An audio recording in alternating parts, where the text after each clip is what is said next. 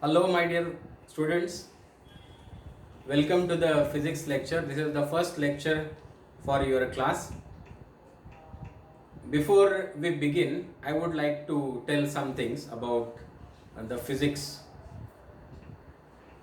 See, one question I get to hear very frequently is whether going for CBSE will be better or going for state board is better as far as entrance exams are concerned.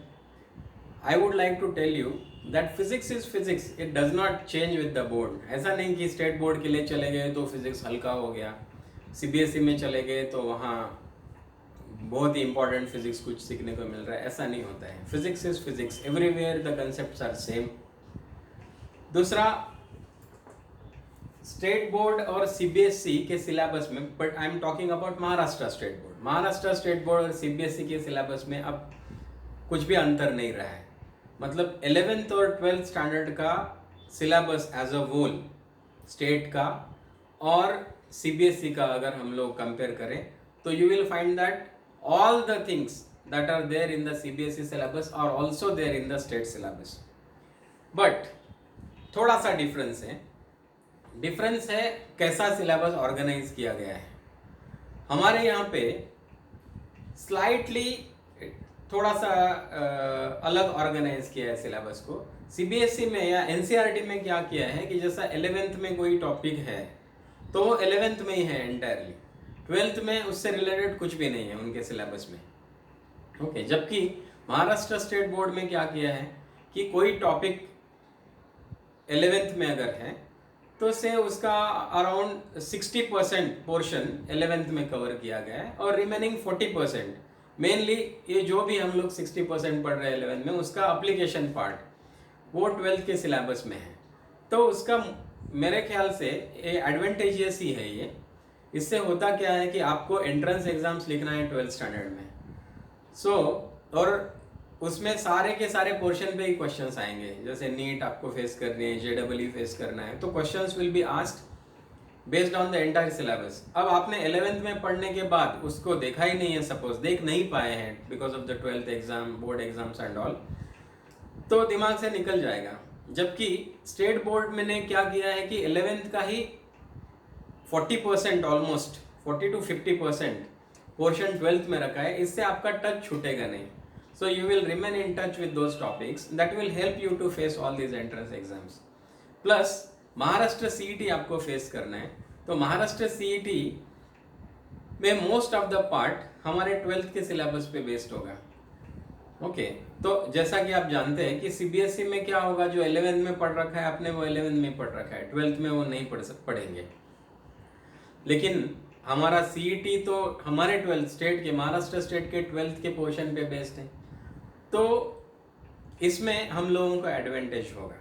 Okay, so this is for clearing some doubts in your mind about state board syllabus, CBSE syllabus. I hope this is clear. Secondly, हम जब पढ़ते चलेंगे तो as teachers हम लोग हमेशा क्या करते आए कि हमारे बच्चे जेडब्ल्यू नीट एग्जाम्स के लिए अपीयर होते थे तो उनको एडवांटेज ना हो, इसलिए हम लोग वैसे भी हमेशा ही एनसीईआरटी की बुक्स फॉलो करते आए हैं कि कोई टॉपिक छूट ना जाए. अब फॉर्चुनेटली हमारे सिलेबस में वो सब आ चुका है. तो आप क्या करते चलेंगे कि just to remove any doubts in your mind, आप भी एनसीईआरटी की बुक ऑनलाइन भी आजकल अवेलेबल है, तो एनसीईआरटी की बुक से जस्ट देखते चलेंगे whether all the topics are covered or not. Okay. और जहां भी आपको लगेगा कि हाँ ये पार्ट अगर क्लियर हो तो अच्छा है, तो then you just inform us. We will make it a point that everything is covered. Okay. So I think let us now start with the physics subject. Okay. NCERT के syllabus में भी, NCERT की book में भी आप देखेंगे exactly same things will be there. State की text book में भी एकदम same ही portions cover किए हुए हैं. Okay. So let us now start with our discussion of physics. सबसे पहले तो हमको ये जानना जरूरी है कि भाई फिजिक्स है क्या, हम लोग क्यों पढ़ते हैं फिजिक्स. ओके. तो फिजिक्स है क्या हम लोग देखते हैं कि हमारे आसपास में, हमारे सराउंडिंग में बहुत सारे फिजिकल फेनोमेना होते रहते हैं। ओके, से फॉर एग्जांपल ऐसे revolution of moon around earth. Okay, हम खेलते समय हमने जो पत्थर फेंका वो एक पर्टिकुलर ट्रैजेक्टरी, एक पर्टिकुलर पाथ से जाता है और फिर जमीन पे लैंड होता है। ओके, ये ऐसे डिफरेंट फिजिकल फेनोमेना हम लोग अपने आसपास में देखते हैं। So study of this different physical phenomena which happen around us and the basic principles, basic scientific principles that underlie them, this is called as physics. तो फिजिक्स में हम लोग क्या पढ़ेंगे कि भाई डिफरेंट फिजिकल फेनोमेना जो भी होते हैं हमारे आसपास में, हमारे अराउंड, वो फिजिकल फेनोमेना और उनको गवर्न करने वाले बेसिक प्रिंसिपल्स क्या है, उनका स्टडी, इसी को हम लोग बोलते हैं physics. Okay, so physics is the study of different physical phenomena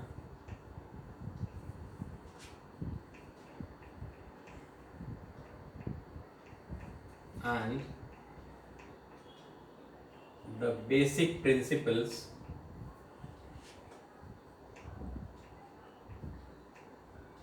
that underlie them। Okay, तो हर चीज को जैसे जब हम लोग फिजिक्स पढ़ते चले जाएंगे तो हर चीज को यही नजरिए से देखेंगे कि भाई क्या है फिजिकल फेनोमेना, ये किस तरह से हो रही है, और दूसरा क्या वो बेसिक प्रिंसिपल है जो इसको गवर्न करता है। से फॉर एग्जांपल मून का रिवोल्यूशन है around the earth. Okay, this is the physical phenomena that we observe. अब हम लोग उसको इस पॉइंट ऑफ व्यू से पढ़ेंगे कि ओके ठीक है, ये फिजिकल फेनोमेना है। Now what is the basic principle that underlies it. Say for example अब इस केस में it is the gravitational force of the earth on the moon that helds it to itself and because of which it keeps on revolving around the earth।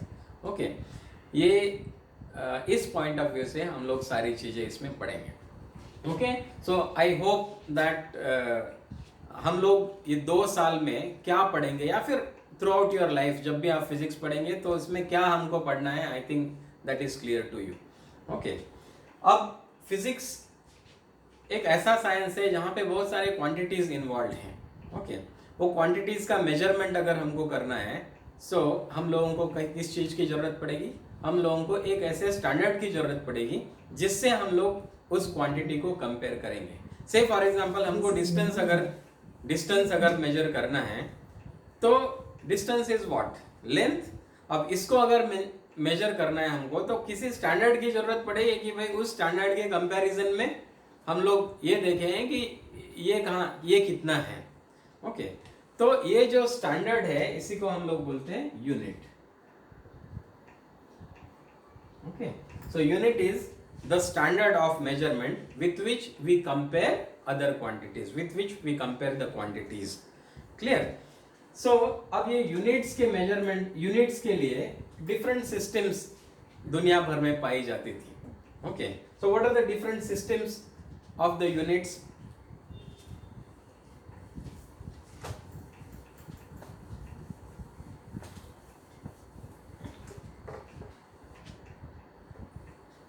CGS system है, this is what, centimetre,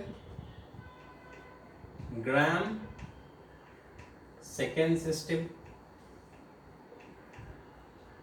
okay, then MKS, this is what, metre, kilogram, second system.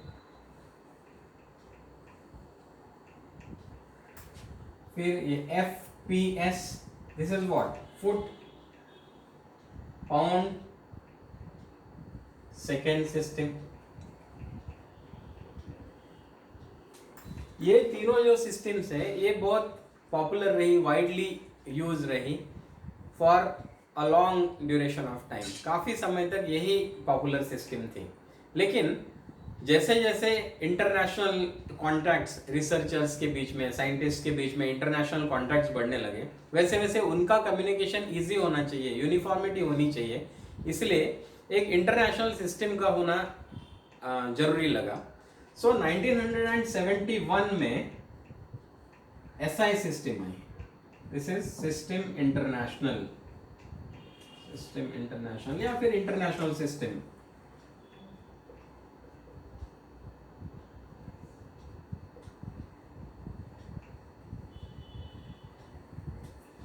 So general conference on weights and measures 1971 में हुई। इसमें it was agreed that there will be an international system of units. तो 1971 से ये international system of units start हो गई। इसको अभी this is the most widely use system of units. Okay, so this is about the units. अब जितनी भी क्वांटिटीज आप लोग देखेंगे फिजिक्स में, आप लोग you will notice that there are two types of quantities. Okay, ये टू टाइप्स ऑफ क्वांटिटीज क्या है? एक तो है फंडामेंटल क्वांटिटीज,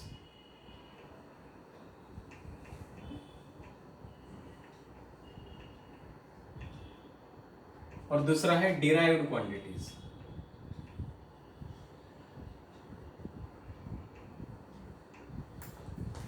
फंडामेंटल क्वांटिटीज नाम से ही पता चल जाएगा, fundamental quantities are fundamental. Fundamental मतलब बेसिक, उनको दूसरे किसी चीज की जरूरत नहीं है, इसलिए हम लोग बोलते हैं these are fundamental. So fundamental quantities are those quantities which do not depend upon other quantities. Okay, so these do not depend upon other quantities.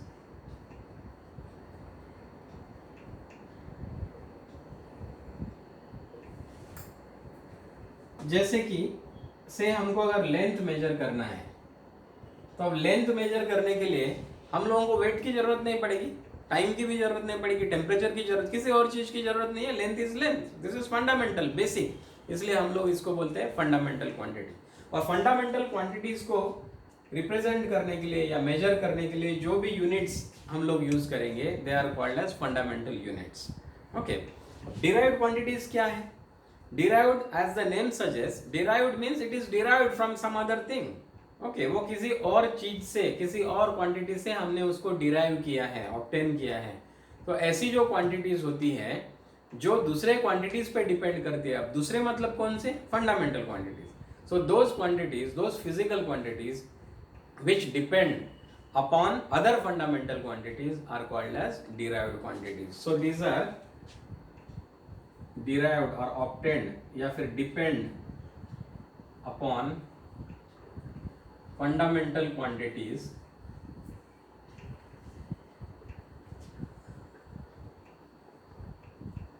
okay, they depend upon fundamental quantities or they are derived from the fundamental quantities, therefore इनको हम लोग बोलेंगे derived quantities।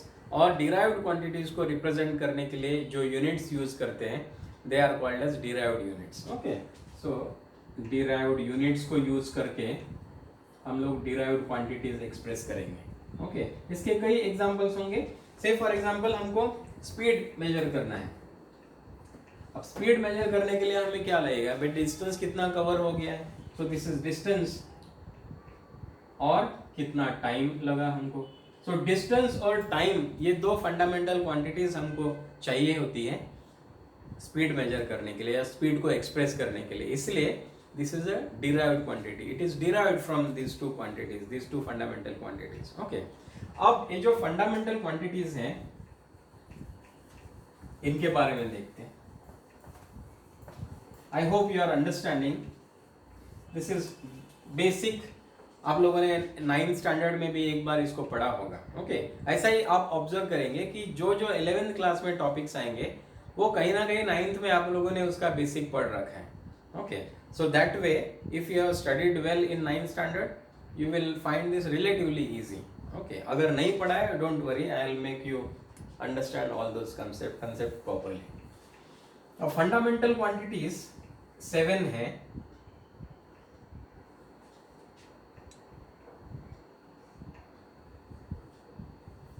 there are 7 fundamental quantities। वो क्या क्या क्या है fundamental quantities? देखिए, लेंथ, इसका यूनिट क्या है? What is the unit of this SI unit, मतलब हम लोग एसआई यूनिट्स देखेंगे. So this is metre and what is the symbol that we use metre के लिए? m. Next is mass. Mass का unit is kilogram. The unit is okay, मैं इसे पूरा लिखता हूं यहाँ पे, किलोग्राम, और इसको लिखेंगे kg. ओके, देखिए यूनिट जब लिखेंगे तो चाहे नाम नाउन हो या कुछ भी हो, ये स्मॉल लेटर्स में ही लिखेंगे. जब यूनिट फुल लिखेंगे पूरा, तब ये स्मॉल अल्फाबेट ही यूज करेंगे. ओके, और जब इसका सिंबल लिखेंगे तब अगर नाउन है, ओके, से फॉर एग्जांपल फोर्स. फोर्स का यूनिट, अब ये तो फंडामेंटल यूनिट है नहीं, डिराइव्ड है, तो फोर्स का यूनिट है न्यूटन. अब न्यूटन तो नाम से आया हुआ है, न्यूटन साइंटिस्ट न्यूटन के नाम से, इसलिए इसका जो हम लोग रिप्रेजेंट करेंगे उसमें फर्स्ट लेटर कैपिटल ही लिखेंगे. सो फोर्स का यूनिट न्यूटन लिखते समय n लिखेंगे. वही अगर पूरा लिखना है तो n कैपिटल नहीं लिखेंगे, सीधा ऐसा स्मॉल ही न्यूटन लिखेंगे. ओके, और ये यूनिट्स को रिप्रेजेंट करते समय अगर एक न्यूटन फोर्स है तो 1 न्यूटन बोलेंगे. अगर 2 है, प्लूरल अगर है, तो 2 न्यूटन्स नहीं बोलेंगे, 2 न्यूटन ही बोलेंगे, because that is the unit against which we are comparing. So 100 newton का फोर्स अगर है तो हम लोग 100 न्यूटन्स नहीं बोलेंगे, 100 न्यूटन ही बोलेंगे, 100 newton. Okay, so I hope this things are clear. पहला क्या है कि यूनिट को फुल जब लिखेंगे तब even first letter will be small letter. Okay, लेकिन इसका सिंबल जब लिखेंगे तब अगर प्रॉपर नाउन है तो उस केस में सिर्फ फर्स्ट लेटर को कैपिटल लिखेंगे. ओके, बाकी सारे केसेस में हम लोग ऐसा कुछ डिफरेंशिएट नहीं करेंगे कि फर्स्ट लेटर है तो कैपिटल होना चाहिए, ऐसा कुछ भी नहीं होगा. ओके, और दूसरा, प्लूरल अगर है, से कोई भी यूनिट प्लूरल है तो उसको एस नहीं लगाएंगे, प्लूरल फॉर्म नहीं है. न्यूटन अगर फोर्स है तो 5 न्यूटन का फोर्स है तो 5 न्यूटन ही बोलेंगे, 5 न्यूटन्स नहीं बोलेंगे. So second one is mass. This is measured in kilogram, this is KG. Then time second, इसको एस से रिप्रेजेंट करेंगे. Then thermodynamic temperature, this is measured in kelvin. Okay, जैसा कि ये नाम से आया हुआ है इसलिए capital K. Then amount of substance, amount of substance को हम लोग मेजर करते हैं मोल में, इसका सिंबल भी मोल है. Then current, this is measured in ampere, इसको रिप्रेजेंट करेंगे कैपिटल ए से, नाम से है इसलिए कैपिटल ए.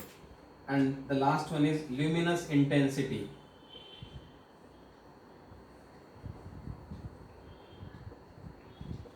ये मेजर करते हैं हम लोग कैंडेला से, इसको रिप्रेजेंट करेंगे C D. Okay, so these are the 7 fundamental quantities that we will use in all the physical sciences. Okay, I hope you have understood these 7 fundamental quantities. अब इसके बाद में हमने बोला था कि भाई फंडामेंटल क्वांटिटीज तो फंडामेंटल है, ये किसी और क्वांटिटी पे डिपेंड नहीं करती है. सो क्या कुछ और भी क्वांटिटीज है जो फंडामेंटल नहीं है, जो किसी और क्वांटिटीज पे डिपेंड करती हैं? इनको ही हम लोग बोलते हैं डिराइव्ड क्वांटिटीज. मतलब इनको डिराइव किया है हम लोगों ने, किसी और क्वांटिटीज से हम लोगों को मिला है. So such quantities which are obtained from the fundamental quantities और which depend upon the fundamental quantities are called as derived quantities. अब ये क्या क्या हो सकती है? से फॉर एग्जांपल स्पीड हमने देखा था, velocity. Velocity is what? Displacement upon time. So ये 2 क्वांटिटीज पे डिपेंड करता है, इसलिए ये डिराइव्ड क्वांटिटी. अब इसका यूनिट क्या होगा? डिस्प्लेसमेंट का यूनिट क्या है? ऐसा यूनिट मीटर, और टाइम का सेकंड. सो मीटर पर सेकेंड, इसको ऐसा भी लिख सकते हैं हम लोग, मीटर सेकेंड इनवर्स। अच्छा, ये मीटर और सेकेंड के बीच में एक डैश देंगे, क्यों? क्योंकि ये स्मॉल m हम लोग मिली के लिए भी यूज करते हैं। सो यहाँ कंफ्यूजन ना हो कि भाई मिली सेकेंड है, ऐसा ना लगे, इसीलिए ये m और s के बीच में एक डैश देंगे। सो this is metre per second. अब एक्सेलरेशन अगर हमको फाइंड आउट करना है, acceleration is what? Velocity upon time, change in velocity upon change in time. अब वेलोसिटी हम लोग जानते हैं, this is what? Metre per second, और दूसरा ये टाइम है, टाइम इन सेकेंड। सो ये क्या हो गया? Metre per second square. Okay, इस तरह से ये डिराइव्ड यूनिट्स हम लोग फंडामेंटल यूनिट्स से डिराइव करते हैं, ऑब्टेन करते हैं, इसलिए इनको हम लोग बोलते हैं डिराइव्ड यूनिट्स और डिराइव्ड क्वांटिटीज। फिर से हम लोगों को फोर्स चाहिए। Force is equal to what? Mass into acceleration. So इसका यूनिट क्या होगा? मास तो है kilogram, okay, acceleration you can see metre per second square. So ये क्या हो जाएगा? KG metre per second square. इसी को हम लोग क्या बोलते हैं? Newton. Okay, similarly work you can obtain this. फिर momentum, momentum is what? Momentum is linear momentum अगर हमको फाइंड आउट करना है, सो momentum is the product of mass and velocity. Okay, so you can obtain the units for this momentum. Okay, so likewise you can derive different units. हम लोग देखते चले जाएंगे, हम लोग हमारा सिलेबस में ऐसे बहुत सारे डिराइव्ड यूनिट्स आएंगे, हम लोग वो देखते चलेंगे। फिर हम लोग इसके बाद एक टॉपिक डिस्कस करने वाले हैं, that is called as dimensions. तो हम लोग ये भी देखते चलेंगे कि भाई इसका डायमेंशन क्या होगा। Okay, I hope you have understood this first step in the physics syllabus. Okay, if there are any doubts, do let me know on our group, or else you can also put on the this thing YouTube, whatever your doubts. Okay, thank you very much for attending this class. Keep liking it. Thank you very much.